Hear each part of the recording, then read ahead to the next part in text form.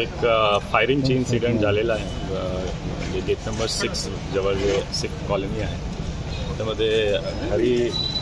एक फायरिंगचा इन्सिडेंट झालेला आहे त्यामध्ये की 2 लोक इंजर्ड आहे सध्या विष्णुपुरी हॉस्पिटलमध्ये ट्रीटमेंट चालू आहे आणि हा फायरिंग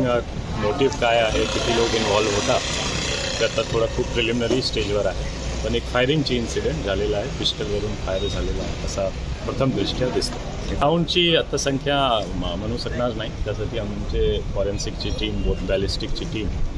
आणि डॉक्टर्सचे सुद्धा रिपोर्ट यावर डिपेंड करणार किती राऊंड फायर झालेला आहे पण शूटर एकच होता असा प्रथम दृष्ट्या दिसतो